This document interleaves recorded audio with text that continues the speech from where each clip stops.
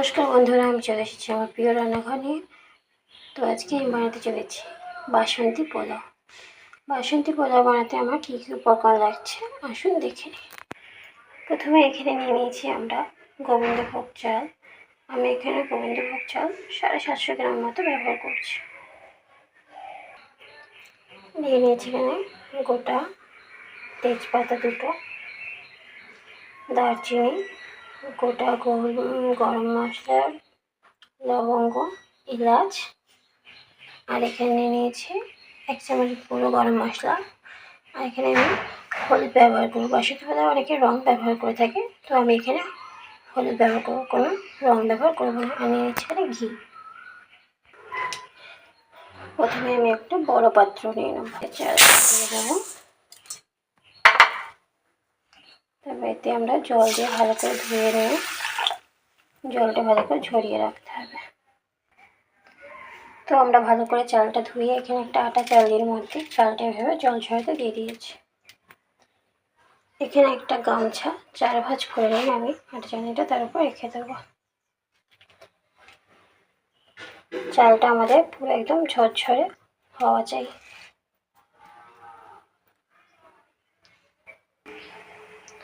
তো দেখো বন্ধুরা, চালগুলো আমার কি সুন্দর ঝরঝরে হয়ে গেছে। তো এই সময় আমি চালগুলো একটা গ্লাসে মেপে মেপে আরেকটা পাত্রে তুলে রাখবো। একটা আলাদা পাত্র নিয়ে নিয়েছি। এখানে আমি একটা বড় গ্লাস ব্যবহার করেছি। আমি এই গ্লাসে এভাবে পুরো চালটা মেপে নেব। দেখো আমার এই গ্লাসে 2.5 গ্লাস চাল হয়েছে। এখন তোমরা অনেকেই ভাবতে হয়তো যে আমি গ্লাসে মেপে কেন নিচ্ছি। গ্লাসে মেপে নিচ্ছি কারণ এই রান্নাটায় বেশি জল ব্যবহার করা যাবে না। যদি 1 গ্লাস চাল রান্না হয় তো সেখানে 2.5 গ্লাস জল লাগবে। আমার এখানে 2.5 গ্লাস চাল হয়েছে, তো আমি সেই মেপে এই গ্লাসটা মেপে জলটা দেবো। সেই জন্য আমি আগে থেকে মেপে রাখলাম।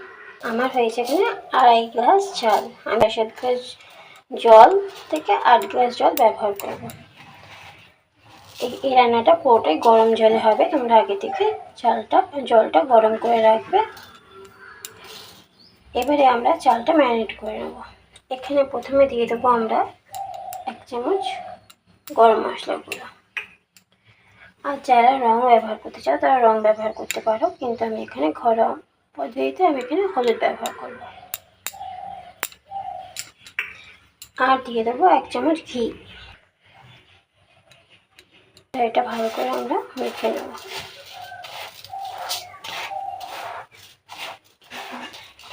ম্যারিনেট করার পর এটা আধা ঘন্টা থেকে 1 ঘন্টা রাখতে পারলে খুবই ভালো হয়। যারা 1 ঘন্টা রাখতে না পারবে তারা আধা ঘন্টা অবশ্যই ম্যারিনেট করে রেখে দেবে, তারপর রান্নাটা করবে। চালটা যেন আমার মতো এরকম ঝরঝরে হয়। কেউ জল বা ভিজে চ্যাপচ্যাপ করছে সেভাবে চালে ম্যারিনেট করবে না। জলটা ঝরিয়ে নিয়ে তারপরে ভালো করে ম্যারিনেট করে নেব। দেখো আমাদের ম্যারিনেট করা হয়ে গেছে। এটা আমরা আধা ঘন্টা থেকে 40 মিনিট রেখে দেবো। 40 মিনিট হয়ে গেছে। আমি চালটা ম্যারিনেট করে রেখেছি, দেখতেই পাচ্ছ। এবার আমরা এখানে একটা কড়া গরম করে নেবো ভালো করে নিয়ে তাতে আমি ঘি দিয়ে দেবো। আমি এটা পুরোটা ঘিয়ে রান্না করবো।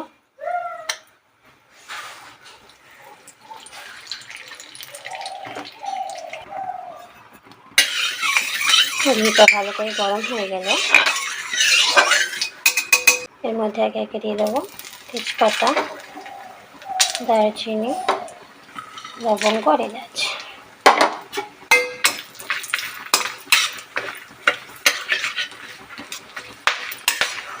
সুন্দর গন্ধ বার হয়ে গেলে আমরা এর মধ্যে চালটা দিয়ে দেবো, ম্যারিনেট করে রাখা চালটা।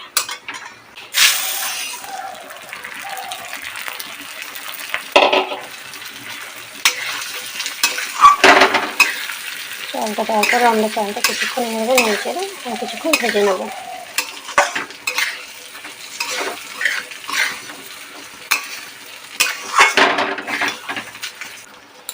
গ্যাসের ফ্লেমটা অবশ্যই লো রাখতে হবে।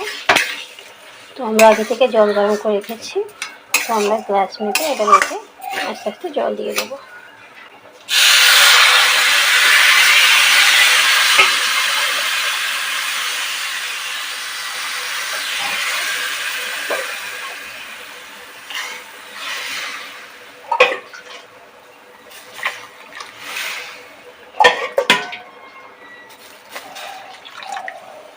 লবণটা এখানে যে যার স্বাদ অনুযায়ী দিয়ে দেবো।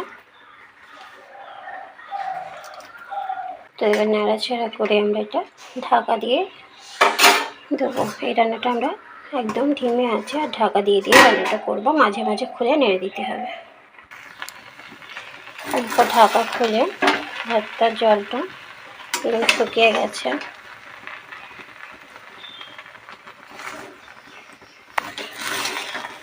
এটা একদম লো ফ্লেমে করতে হবে, নাহলে তলায় লেগে যেতে পারে।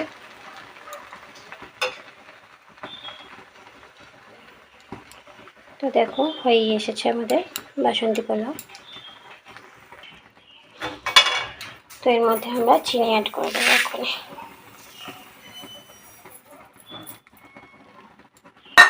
আপনারা মিষ্টিটা স্বাদ অনুযায়ী দেবেন। পোলাও একটু মিষ্টি মিষ্টি না হলে ঠিক ভালো লাগে না।